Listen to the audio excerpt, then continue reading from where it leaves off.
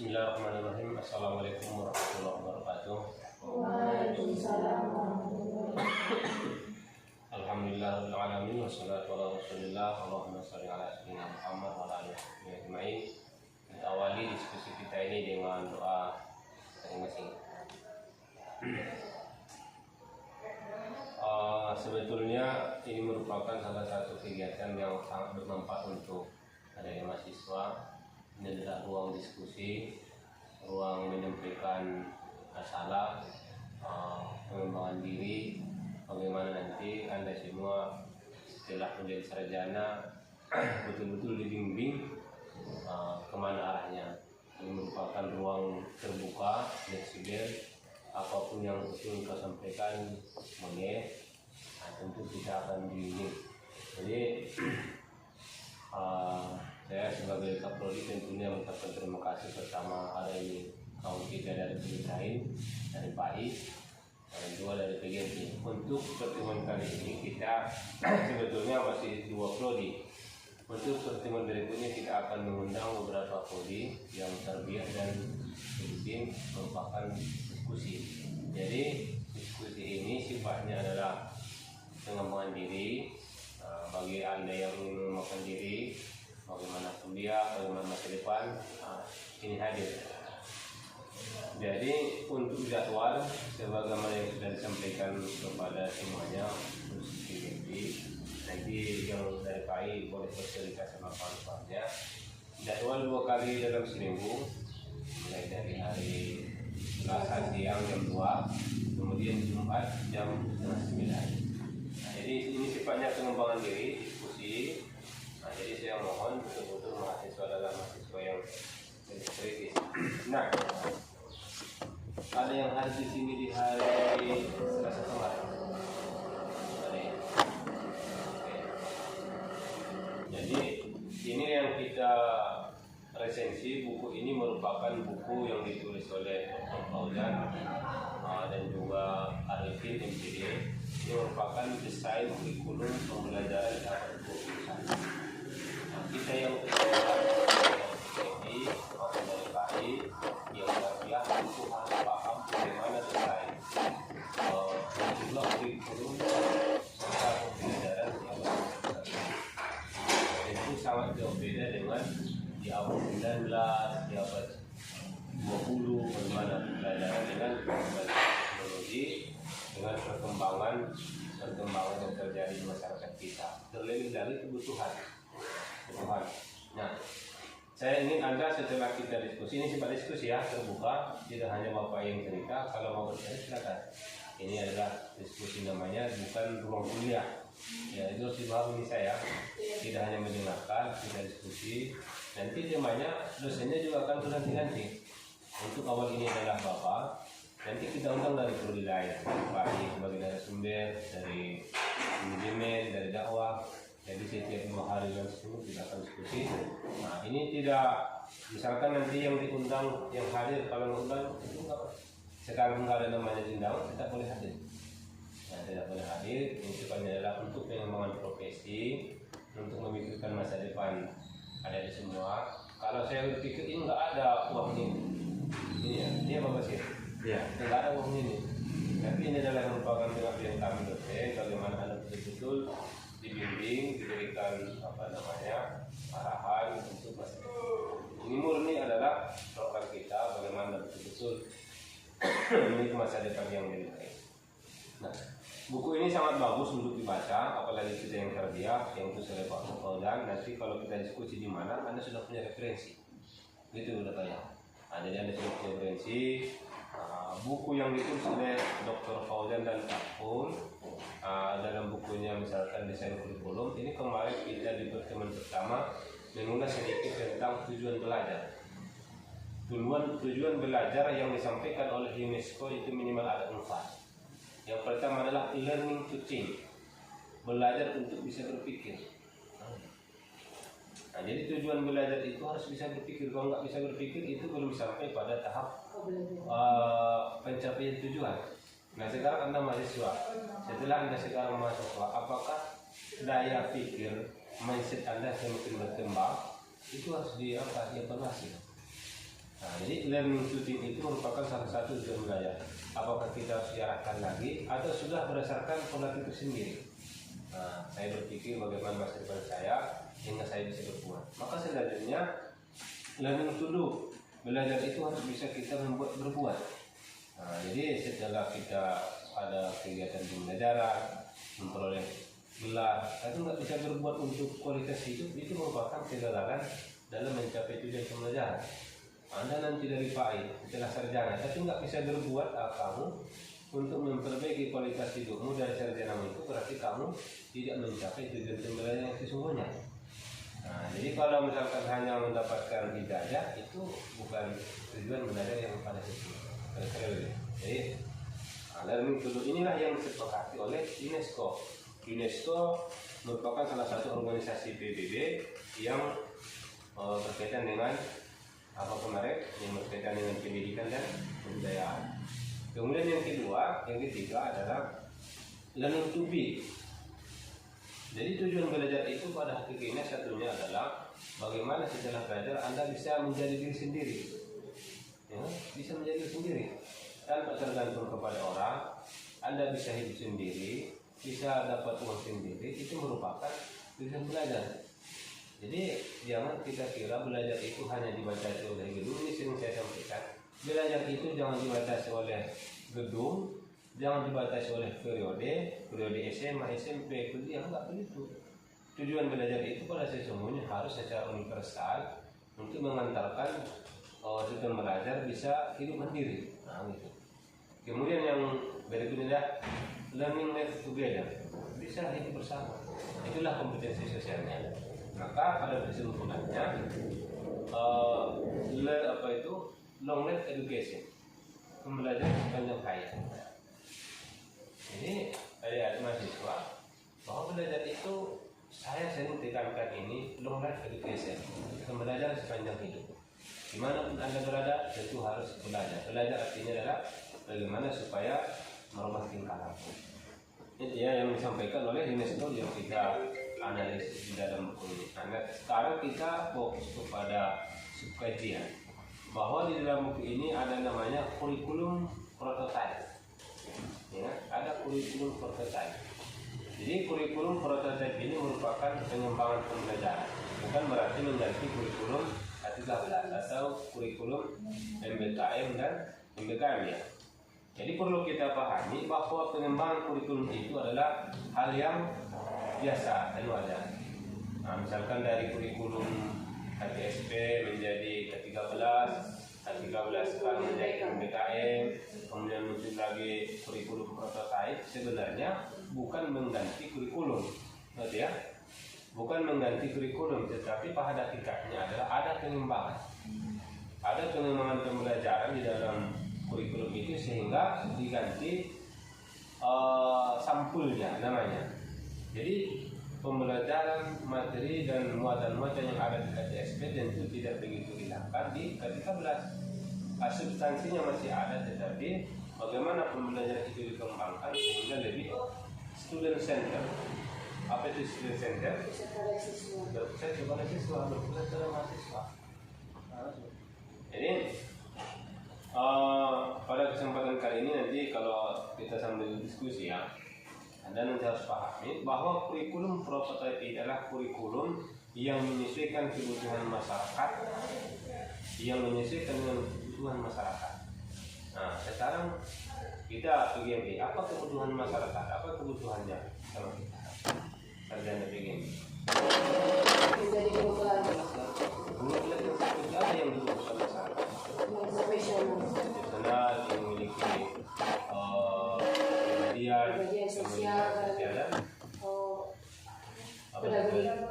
pedagogi. Di samping itu harus mahasiswa memiliki keterampilan lain, penguasaan teknologi, ada iptek, itu yang dibutuhkan masyarakat. Maka kita harus melakukan pembelajaran sesuai dengan kebutuhan masyarakat. Itulah kurikulum prototype satu-satunya.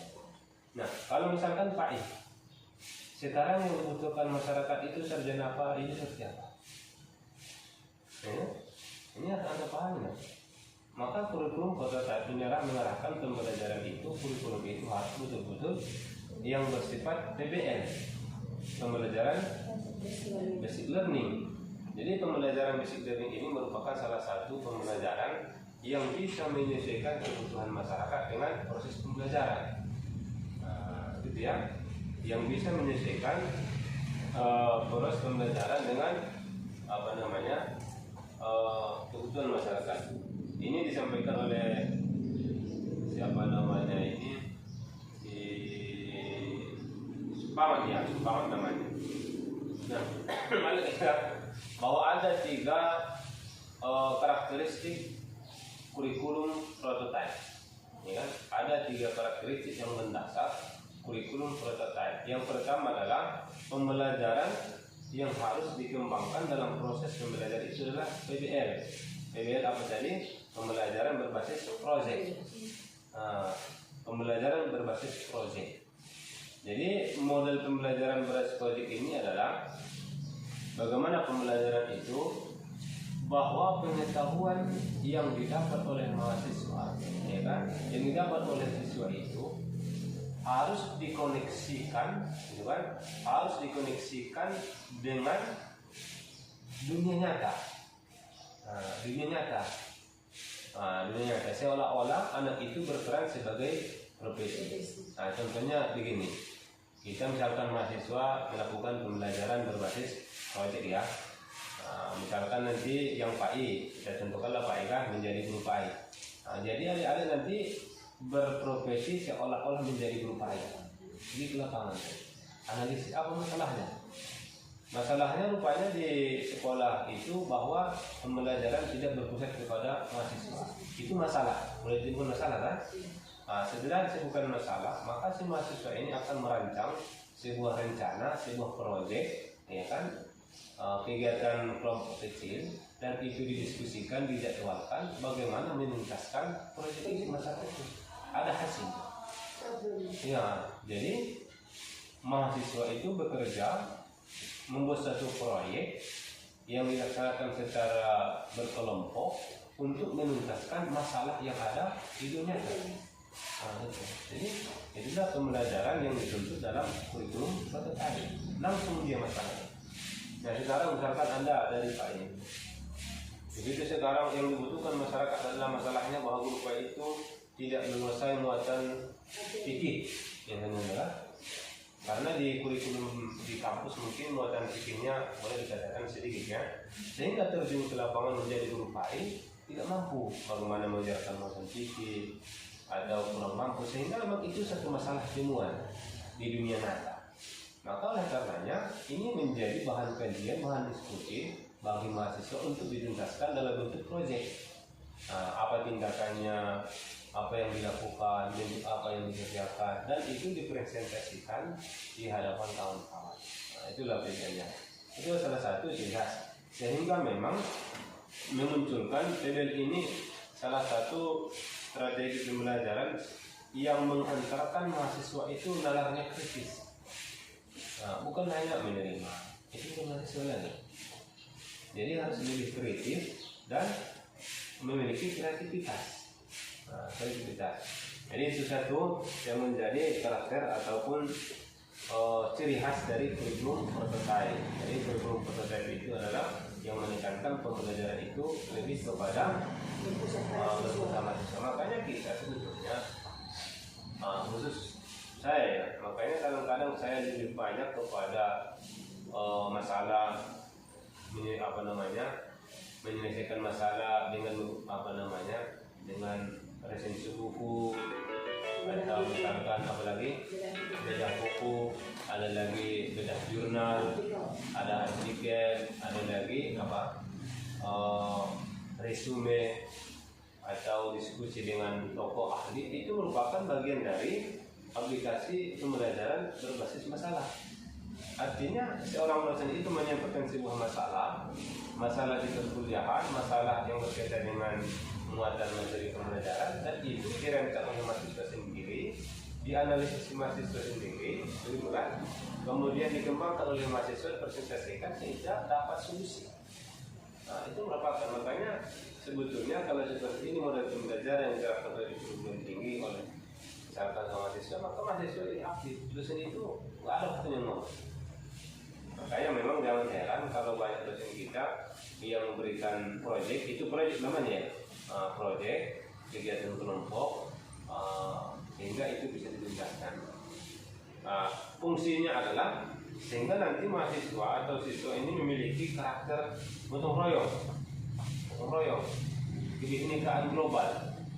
Jadi di MBKM itu salah satu yang ditekankan pada pembelajaran adalah namanya kebinekaan global, nalar kritis dan kreativitas. Itu yang satu ya, untuk yang menjadi penekanan atau yang menjadi ciri-ciri karakter kurikulum prototype itu adalah kurikulum yang menekankan pembelajaran harus berbasis proses. Sehingga menjadi kritis. Kemudian yang kedua adalah di dalam buku ini nanti Anda sudah hafal ya, sudah paham. Nanti tinggal Anda menjelaskan di antara karakter kurikulum prototype itu adalah fokus pada materi utama, ya kan? Fokus kepada materi utama. Jadi fokus kepada materi utama. Kadang-kadang yang menjadi masalah di kita atau pengembangan sebelumnya berdasarkan evaluasi yang dilakukan, karena begitu banyak materi, ya kan? Begitu banyak materi yang harus dikuasai oleh siswa, sehingga guru harus betul-betul banyak ceramah, sehingga materi itu bisa tersampaikan. Maka dalam kurikulum prototype, seorang guru itu tidak perlu menyampaikan semua materi itu. Dosen tidak perlu menyampaikan secara gamblang sampai jelas semua materi itu. Hanya menyampaikan materi esensial, materi utama. Yang lainnya di mana? Maka disitulah tugas mahasiswa. Disitulah tugas siswa untuk melakukan proyek, menuntaskan masalah itu. Jadi ciri-cirinya tadi kurikulum prototype adalah fokus pada materi esensial, sehingga tidak perlu lagi mengembangkan materi-materi yang sifatnya pendukung pengembangan, itu nggak perlu. Sehingga kalau misalkan tuh gurunya atau dosennya menyampaikan materinya, maka pembelajaran seolah-olah berpusat kepada guru dengan waktunya yang begitu singkat, waktu yang begitu tidak banyak, menguras lagi tenaga gurunya untuk menyampaikan semua materinya, sehingga satu arah ceramah terus seperti ini kan. Maka Anda nanti sebagai mahasiswa ini harus dipraktikkan ya. Bukan berarti Anda nanti jadi guru harus begitu sekarang, harus kita praktekkan bagaimana sesungguhnya kurikulum prototype itu membuat diri kita mengembangkan diri lebih kritis, lebih mandiri, bahwa dosen itu menyampaikan sifatnya adalah hal-hal yang esensial, yang penting. Kalau bahasa kita kesimpulan kan, banyak dosen itu, ya kan? Dan misalnya diskusi dan segala macam, terakhir sampaikan hal yang penting. Itu fokus pada materi esensial. Nah, tugas yang lain mana? Apa peran mahasiswa? Itulah mengembangkan diri. Nah, itu yang kedua ya. Yang ketiga untuk kurikulum prototype ini adalah bersifat fleksibilitas. Jadi ini pembelajaran harus lebih luas, lebih fleksibel, terbuka, tidak kaku, tidak tertutup. Gurunya betul-betul harus membuka ruang kepada gurunya, kepada siswanya. Dosen betul-betul harus membuka ruang, kesempatan kepada siswa, kepada mahasiswa untuk lebih berpikir kritis, untuk menyampaikan pendapat, untuk melakukan kegiatan-kegiatan yang sifatnya pengembangan diri. Jadi ketika Anda menjadi guru baik, ketika Anda menjadi guru SD, tentu Anda menjadi guru yang lebih bersifat fleksibel. Jangan menonton kalau enggak sesuai yang disebutkan guru marah. Ada yang guru pilot juga. Apalagi yang jadi guru pilot nanti yang berkaitan dengan pemahaman kan? Pemahaman. Siswanya bertanya, Pak, ini mana itu? Boleh? Atau misalkan siswanya menyampaikan pendapat, nggak seperti itu. Nah, itu bukan fleksibel. Maka sesungguhnya memang hal yang seperti ini adalah merupakan yang harus kita kembangkan, yang fleksibilitas, keterbukaan. Makanya di dalam pembelajaran ada namanya itu adalah menerima kritik, demokrasi pembelajaran. Demokrasi pembelajaran, jadi mahasiswa itu memang sifatnya demokrasi dalam konteks ilmiah ya, dalam konteks ilmiah, sehingga memang tidak kaku, yang pada akhirnya pembelajaran itu lebih kepada pan. Apa itu pan? Pan yang mana? Apa itu pan? Menyenang? Nanti di sini ada buku mana kemarin? Ini ada buku yang baru apa? Enak baca, namanya Pailken. Ini ada Pailken. Ini bisa dibaca. Pailken ini adalah pembelajaran. A-nya itu aktif, I-nya itu inovatif, L-nya itu berbasis lingkungan, K-nya kreatif, E-nya efektif, kemudian M-nya menarik dan menyenangkan. Nah, jadi pembelajaran ini memang harus begini. Bagaimana pembelajaran itu membuat kita lebih aktif, siswanya tidak kaku. Nah, makanya saya ingin Anda mahasiswa ini ya. Saya ingin Anda mahasiswa itu aktif dalam mengembangkan diri, aktif dalam mengembangkan kompetensi, sehingga tidak tergantung kepada dosen. Mahasiswa jangan tergantung kepada dosen, tidak boleh. Kenapa? Karena sudah pada usia tahap nalarnya lebih kritis ya. Nah, jadi mahasiswa itu jangan tergantung kepada dosen, jangan tergantung kepada mahasiswa, tetapi Anda harus mengembangkan diri sesuai dengan kebutuhanmu setelah menjadi sarjana. Nah, begitu. Jadi makanya kita sebagai mahasiswa memang sudah budaya kita ya. Jangan lagi misalkan harus ada perintah, harus ada apa baru data, itu misalnya. Itu budaya nggak boleh dikembangkan. Apa budaya ini? Nah, ini pun belum ada yang masih ada yang nggak ada kan? Yang dari kelas B. Iya. Kelas B. Oh ini kelas B. 4A. 4A yang ada. Yang semester 2 sama. Jadi saya ingin mahasiswa itu tidak tergantung kepada kurikulum sama sekali, tidak tergantung pada dosen. Ya, kemauan. Itulah hasil belajar. Kalau Anda ada mahasiswa belum sampai pada tahap learning to think, tidak bisa merubah pola pikir, tidak bisa berpikir untuk hidup yang lebih berkualitas, itu tentu Anda masih masih berjibaku untuk mencapai kepada tujuan itu. Belum lagi nanti Anda dari learning to do, learning to be, dan live together. Dan semua itu merupakan bagian dari tujuan. Kira-kira begitu ya. Kalau ada tanya boleh. Kita waktunya 30 menit ya, nanti terlambat sedikit. Oke, demikian saja. Kalau yang bertanya silakan. Mana? Apa? Paham nggak yang kita sampaikan? Masuk akal nggak? Siapa namanya? Alhamdulillah. Barang. Barang. Udah berapa buku yang dibaca? Setelah kuliah, udah selesai. Kamu berapa yang dibaca? Sudah selesai bukunya dibaca atau halaman depan saja? Nah, ini yang semester awal udah berapa buku yang dibaca? Udah banyak ya? Judulnya saja. Enggak Pak. Iya. Ada PTK. Iya. Jadi nanti untuk berikutnya, karena tadi waktu terlambat ya, Bapak lewat 10 menit. Jadi saya ingin untuk berikutnya on time, tidak terlambat. Kita budayakan disiplin dan waktu. Ini adalah untuk kepentingan Anda. Nah, jadi untuk kepentingan Anda, mumpung masih ada mau dosen memberikan penjelasan di luar perkuliahan, Anda itu. Nah, karena di sini tidak hanya seperti ini. Yang dikembangkan di sini nanti bisa bahasa, kita undang sertifikat, bisa nanti penelitian, kita undang dosen yang betul-betul ahli penelitian, kita undang yang pemahaman agama, kita undang dari dosen HKI dan itu merupakan pengembangan. Jadi ruangan ini adalah ruang baca dari manapun prodinya adalah terbuka, silakan saja datang. Dan ini adalah ruang dosen yang berdiskusi. Ya, ruang dosen berdiskusi. Perlu sampaikan di kampanyekan ini kepada kawan-kawan betul-betul harus mendorong diri sendiri, harus memikirkan diri sendiri.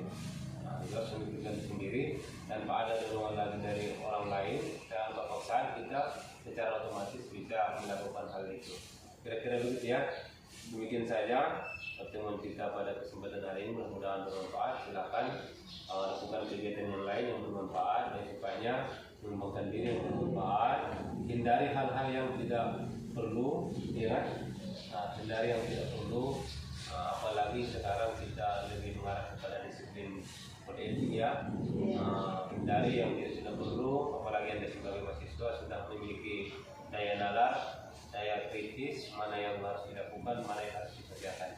Mungkin saja kita tutup diskusi ini dengan ucapan alhamdulillahirobbilalamin. Assalamualaikum warahmatullahi wabarakatuh. Waalaikumsalam. Lama-lama waktunya. Ya. Nanti absennya ini harus ada absen ini, tapi tidak harus ada absen. Karena yang di atas kehadirannya 5 kali kasih sertifikat ya. Ya, kasih sertifikat. Sertifikatnya ya tentang kegiatan ini ada pembagiannya. Di dalam kampus juga. Iya, tidak bisa sertifikat. Sudah, silakan. Yang mau kuliah silakan. Untuk hari Selasa kita undang semua sumber tarbiyah. Nah, supaya kita lebih terbuka, kita undang dari PBA, dari DBI, dari apa semua kita undang. Kita lebih diskusi enaknya, ya kan? Dari PAU. Biasanya pun nanti kita undang yang lain, kan dari sebelumnya ada. Nah, supaya lebih saling kenal, saling itu kita. Apalagi Anda yang masih semester 2, masih lama, kalau semester 6 tinggal 1 semester lagi. Udah menyesal, kenapa lah nggak dari dulu gitu ya. Ya, tapi kalian kan sudah banyak diskusi dengan dosen kan? Sudah banyak diskusi, sudah lumayan dari semester berapa itu kemarin? 3 lagi literasi. Kalau yang lain kalau sekarang udah beda ya. Jadi ini ruangan ini bukan khusus PGM, khusus semua prodi. Ini ada fokus, ada membaca, apalagi pada belajar. Oke, boleh silakan mengucapkan apabila ada yang lain. Ini Pak, Oh, absen apa? Silakan diisi absennya. Nanti biar diikuti ke baca. Jadi apa? punya kamera. Sana